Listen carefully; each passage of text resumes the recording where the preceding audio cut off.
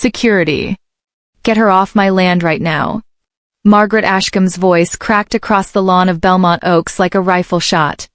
Her sapphire ring caught the afternoon sun as she pointed toward the gate. I don't care who let her wander in. I want her gone before my daughter walks down that aisle. Simone Carter didn't move. Ma'am, I think there's been a misunderstanding. Misunderstanding. Margaret closed the distance between them, voice dropping low enough that only Simone could hear it. Let me make something very clear to you. This plantation has been in my husband's family for 4 generations. Every single person on this lawn today belongs here. You do not, and I think you know exactly why I'm saying that. I apologize for the inconvenience, Simone said, her voice even. Margaret's eyes raked over her, slow and deliberate, the way people look at something they've already priced and dismissed. The nerve. Walking onto our property in that dress like you have any business being within a mile of this wedding. Simone's hands stayed still at her sides. Of course. As you wish. Margaret had no idea she'd just threatened the wrong woman. Simone didn't leave. She walked the garden path instead, the way a person walks ground they've known their whole life. Her feet avoided the cracked flagstone near the fountain without her ever looking down, the exact stone that had been loose since before she was born. The catering director froze mid-sentence. Mrs. Ashcombe, that's... Margaret spun around. That's what? Nothing, ma'am. He busied himself with a tray of champagne flutes, eyes cutting toward Simone as she passed. Margaret noticed the strange hush moving through her staff. Servers whispered behind cupped hands. The old groundskeeper pulled his hat off the second Simone walked by, then jammed it back on when he felt Margaret watching. Why is everyone behaving so strangely today? Margaret muttered.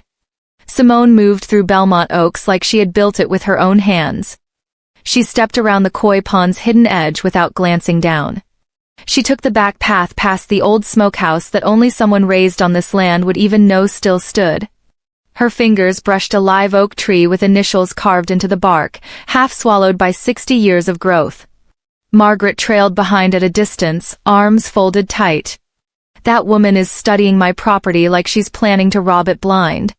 The wedding planner approached carefully. Mrs. Ashcombe, perhaps we should. Should what? Margaret's voice climbed. Let some stranger sue my family? Absolutely not. Simone stopped at the reflecting pond near the old chapel ruins, staring at water that had caught the same light in that exact spot for over 100 years. A brass plate that once read Boudreaux Land Trust had been pried from the stone 2 decades ago, but she knew precisely where it used to sit. An elderly man in a groundskeeper's uniform approached slowly, cap wrung in both hands. Miss Simone. Lord above. Is that really you? Margaret's head snapped around. You know this woman, Amos? Amos's mouth opened and closed twice before words came. I worked this land for your grandfather, ma'am. A long, long time ago. Simone turned to him with a warm, tired smile. Hello, Amos. The oaks look just the way my grandmother kept them. His eyes filled instantly. Your grandmother would be so proud of what you've become. Margaret stepped between them like a wall going up. I don't know what performance this is, but it ends now. She gripped Amos's arm. Get back to work. Simone watched the exchange without a word. More of the staff began recognizing her one by one. Whispers moved through the kitchen tent. The head butler looked ready to faint. 2 of the younger servers gripped each other's hands. What in God's name is wrong with everyone today? Margaret demanded. The coordinator cleared her throat. Mrs. Ashcombe, the ceremony starts in less than an hour. Perhaps we should. Not until this is resolved. Margaret jabbed a finger toward Simone. She's rattling my entire staff. Look at them. They can't even function. Simone continued her slow walk through ground she knew better than anyone alive. She knew which cellar door in the main house stuck in the summer heat. She knew where the old strongbox sat behind a false panel in the library. She knew which upstairs window caught the sunrise best over the marsh. That knowledge terrified the staff far more than anything Margaret could threaten them with. Margaret misread their fear completely. See, she said to no one, even they can tell something isn't right about her. Simone reached the rear entrance of the main house. The iron door handles still carried the ghost of an engraved monogram someone had tried badly to grind away. She traced the shape of the letters with one finger. Amos watched from across the courtyard, cap crushed in his hands, his face a mixture of grief and shame that had clearly been sitting in him for a very long time. "This has gone on long enough," Margaret snapped, crossing the terrace, heels cracking against the brick like gunfire. "Security. Get her off this property immediately." 2 guards approached, visibly reluctant. "Ma'am, we need you to come with us." "Of course," Simone said, rising from the bench with quiet grace. Margaret raised her voice deliberately, loud enough to reach every table on the lawn. "I will not have some wedding crasher ruin my daughter's day." The audacity of some people. Guests turned. Conversations stopped mid-sentence. "Is there a problem?" one woman asked, fingers drifting to an emerald necklace worth more than most houses. Margaret seized the opening. "She wandered onto our land claiming she belongs here." Her laugh came out thin and cruel. "As if we would ever have anything to do with her kind." The words hung there. Nobody asked her to explain what she meant. Nobody needed the explanation. Simone walked toward the exit, guards flanking her, spine straight, dignity fully intact. "Good riddance," someone muttered, loud enough to be heard clearly. "These people have no respect for what isn't theirs." His wife nodded along. "The entitlement. Walking onto private land like she's owed something." More voices piled on, each one bolder than the last. "Probably here for a handout. Or looking for something to steal on her way out. Somebody should have called the sheriff the second she stepped through that gate." Simone paused at the garden gate and turned back, taking in the crowd, memorizing faces, noting who spoke loudest, who stayed silent, who wouldn't meet her eyes. Margaret noticed. "What exactly are you doing? Why are you staring at my guests like that?" "Simply appreciating the gathering," Simone said, calm as still water. "Appreciating?" Margaret's face flushed deep red. "You mean intimidating? Making decent people uncomfortable simply by standing near them." The photographer lowered his camera, uneasy. He'd caught the whole exchange on film. Something told him it would matter later. "Delete those photos," Margaret snapped. "I won't have this documented anywhere." "Yes, ma'am." He scrolled through the images but didn't delete a single frame. Simone reached the estate's wrought iron gates. The old Boudreau family crest still lived faintly in the ironwork, worked into the metal by hands long gone. She ran 2 fingers along at once, slow. The guard beside her noticed and stepped back half a pace. "Ma'am, we should probably keep moving." Simone studied the brass nameplate bolted crudely over the original family name, a rushed cover-up job from 20 years earlier, done by someone in a hurry to erase her family from their own front gate. Behind her, the wedding guests were already congratulating each other on protecting their little kingdom. "Ladies and gentlemen," Margaret called out, "please forgive the disruption. Some people simply don't understand where they belong." Applause rippled across the lawn. Simone stepped through the gate. Instead of walking to a car and driving off, she crossed the road to where her own vehicle waited, popped the trunk, and lifted out a worn leather briefcase. The guard eyed it. "Ma'am, what's in the case?" Simone's smile gave away nothing. "Paperwork." She walked back through the gate. "Now what?" Margaret's voice climbed an octave. "Security, she's back." "We escorted her out, ma'am, like you asked." "Then escort her out again, and this time make certain it sticks." But Simone didn't head toward the crowd. She crossed to an empty table at the far edge of the reception and sat down. "The absolute audacity," Margaret announced to her guests. "She's actually trying to crash the reception now." "Should someone call the sheriff?" a guest asked. "I'm considering it," Margaret said, already reaching for her phone. Simone opened her briefcase and began reading through a thick stack of documents with the same focus she brought to every case file she'd ever touched. "What's she reading?" someone whispered, squinting across the grass. "Legal papers," another guest answered. "Looks official." Margaret's stomach went cold for exactly 1 second before she caught herself. "It's probably fake.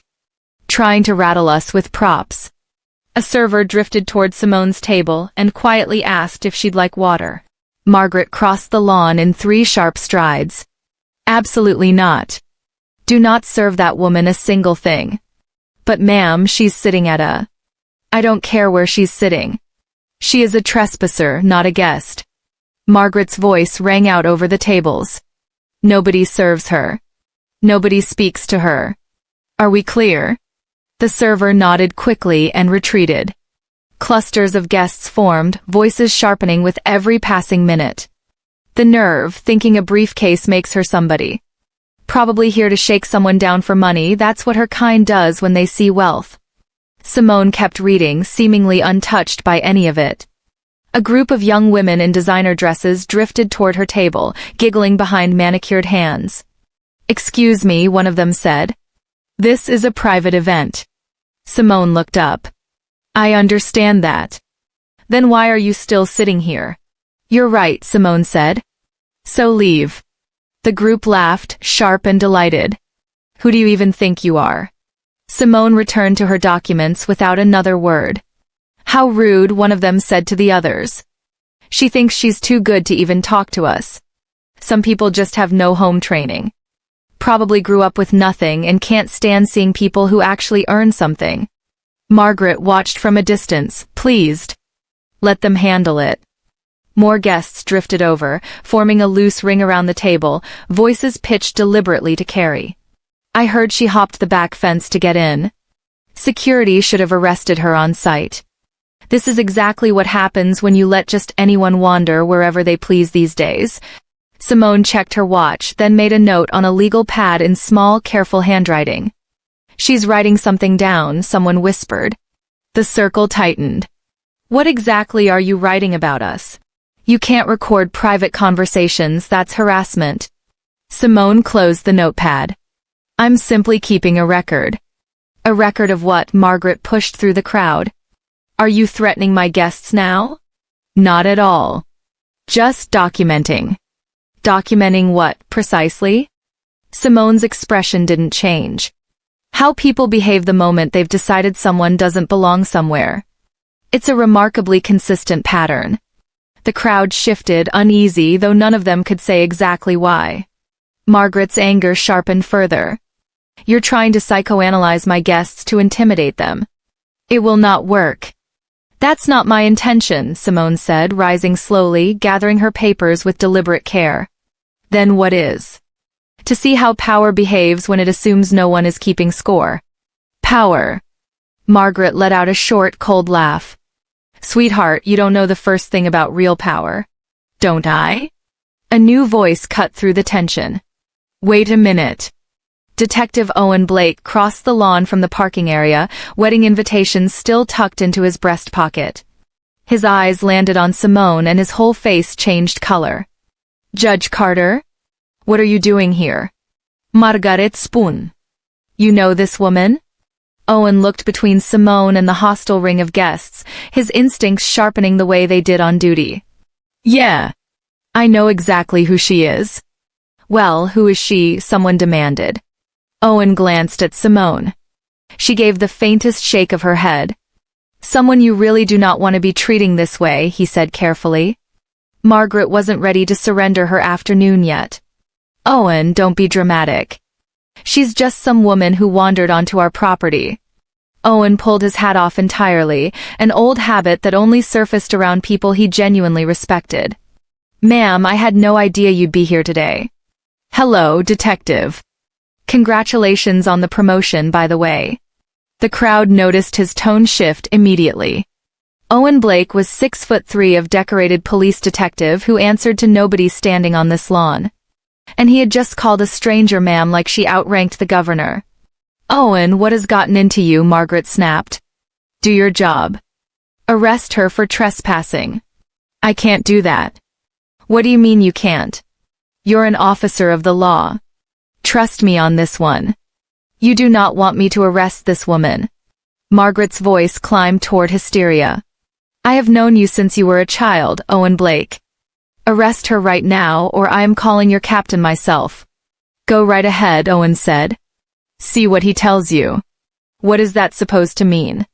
It means some people sit a little higher than you're used to looking, Margaret. Whether you like that or not. The insult landed like an open palm. How dare you speak to me that way? How dare you speak to her that way? Owen said quietly, nodding toward Simone. One of the young women stepped forward. Who is she? Some criminal you locked up once. Owen almost laughed. Lady, you have no idea. Then tell us. He looked at Simone again. She nodded, once. She's someone with more authority than every single person standing on this lawn combined. Authority, Margaret scoffed. What authority could she possibly have? The kind you don't get to question, Owen said, already pulling out his phone. Margaret, let's settle this the easy way.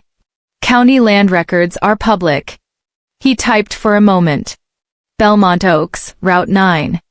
Here we go. The crowd pressed in closer, sensing something starting to give. According to the county, this land was originally deeded to Josephine Boudreau in 1946. That's ancient history, Margaret said, waving a hand. The Ashcombe family has held this estate for 20 years. Actually, Owen said slowly, no sale is on file anywhere. The land passed from Josephine to her son Walter in 1971, and then he paused to Walter's granddaughter, Simone Carter. Silence dropped over the lawn like a wet sheet. That's not possible, someone said. The Ashcombe family bought this place fair and square. No sale recorded, Owen repeated. Property taxes have been paid every single year since 2004 by the Boudreau Family Trust. Margaret's face drained of color. There must be some clerical mistake. County records don't make mistakes like that, Owen said. Let's confirm it properly anyway. He made a call, waited, listened. Confirmed. 2 decades of tax payments, unbroken. He lowered the phone slowly. Margaret, you have been living on this woman's family land the entire time. That's impossible, Margaret whispered. We have maintained this property. We have lived here. Without permission, Simone said, speaking for the first time in several minutes. Without a lease. Without a single dollar paid to the family that has always actually owned it. She opened her briefcase and laid documents across the table like a hand of cards she'd been holding the whole afternoon. Original deed signed by my great-grandmother. Inheritance filings from my grandfather's estate. Current tax records, unbroken for 21 years. Owen examined them, thorough and professional. These are legitimate. Seals, signatures, county stamps, everything in order. They're forgeries, Margaret said, voice cracking. Elaborate forgeries designed to steal our home out from under us. Ma'am, Owen said, do you have any documentation proving your family's ownership of this land? Of course we do. It's somewhere. In the safe. Then perhaps you should go find it, Simone said quietly. Amos stepped forward from the edge of the crowd, cap still twisted in both hands. Miss Simone. Your grandmother would be so proud of the woman standing here today. Margaret rounded on him. Don't you dare speak to her, Amos. You're finished here. Get off this land. Actually, Simone said, Amos works for me. He has for over 20 years. His pay has come from my family's trust the entire time you believed you were the one signing his checks. Another silence, heavier than the last. This is insane, Margaret said, grasping at the only thread she had left. 20 years ago, my husband received a letter. It said the previous family had defaulted on unpaid debts, that the land had legally transferred to us through the county. Simone's expression didn't move. There were no debts. There was no transfer. That letter was manufactured by someone who wanted this land and understood exactly how easy it's always been to take property from a black family and have nobody ask too many questions, so long as the right names showed up on the right paperwork. The words landed hard across the lawn. Several guests looked away. My grandfather spent the last years of his life believing this family had lost everything his mother built from nothing after slavery ended on this very land, Simone continued, her voice steady even as something old and aching moved beneath it. He died still believing he'd failed 4 generations. He never got to walk this property again before the end. Margaret, cornered, reached for the only weapon she had left. Cruelty. Oh, now we get the sad story, she said, loud enough for the whole crowd to hear. Let me guess. Poor little girl whose grandfather filled her head with fantasies about some grand family inheritance. A few guests laughed, uncertain but willing to follow her lead off the cliff. Your family probably lost this place fair and square generations ago and just couldn't accept it, Margaret pressed. So you all built yourselves a story to feel better about having nothing. Stop, Simone said, quiet enough that the entire lawn had to lean in to catch it. Stop what? Telling the truth? Simone closed her eyes for exactly one breath. She thought of her grandfather's voice on the phone 20 years earlier, broken and disbelieving. Baby girl, they're saying we never owned this land at all. I don't understand. My mother built this with her own 2 hands after everything she survived. When Simone opened her eyes again, the grief had folded itself away, replaced by something colder and far more precise. Mrs. Ashcombe, she said, you mentioned earlier that you have connections I couldn't possibly imagine. Judges who golf at your club. Lawyers who make problems disappear on command. Margaret lifted her chin, sensing one final chance to reclaim solid ground. That's exactly right. And you have nothing. Simone reached into her briefcase and withdrew a single black folder. Owen saw the gold federal seal stamped across its cover and took 2 full steps backward. Oh no, he murmured. Margaret. Stop talking. Right now. But Margaret, drunk on the momentum of her own cruelty, couldn't stop herself. What now? Another prop for your little performance? I've been wondering, Simone said, opening the folder slowly, what those judges at your country club would say if they learned exactly who'd been committing federal land fraud for 20 straight years. Federal fraud, Margaret repeated, the words not yet landing. Owen stepped in before she could dig herself any deeper. Ma'am, he said to Simone, I had no idea you were sitting on the federal bench. The bench, Margaret's confusion was total now. What bench? Owen removed his hat entirely. Margaret, you need to stop talking immediately. Why should I stop talking? Because you have spent the last hour insulting a sitting United States federal judge on camera in front of 200 witnesses. Somewhere behind them, a champagne glass slipped from someone's hand and shattered against the brick. Judge Simone Carter, Owen said. United States District Court, 11th Circuit. Appointed, confirmed, and he looked at Margaret with something close to pity now, one of the most respected jurists on the entire federal bench. The crowd took a collective step back, the way people do when they finally understand the true size of the animal they've spent an hour poking with a stick. Someone whispered to the person beside them. We yelled at a federal judge. We watched her get humiliated and just stood here. The photographer stepped fully out from behind the hedge. I got every second of it on camera. Margaret spun on him. Deleted immediately. He didn't move. I think I'll be holding on to this one. Amos approached Simone with something close to reverence. Your Honor. Your grandmother and your grandfather would be so proud. Thank you, Amos. You've kept this land beautiful for longer than anyone else ever bothered to. More of the staff drifted forward now, the butler, 2 of the younger servers, the catering director, all of them suddenly, openly deferential. We always knew this was Boudreaux land, the butler said quietly. Some of us hoped someday your family would come back for it. Margaret stared at her own staff abandoning her in real time. You knew. All of you knew this whole time. We tried telling you, ma'am, the catering director said. You never once wanted to hear it. A well-dressed man hurried up the drive from the parking lot, briefcase swinging at his side. Margaret, I got your message, something about illegal. He stopped cold the moment he saw Simone.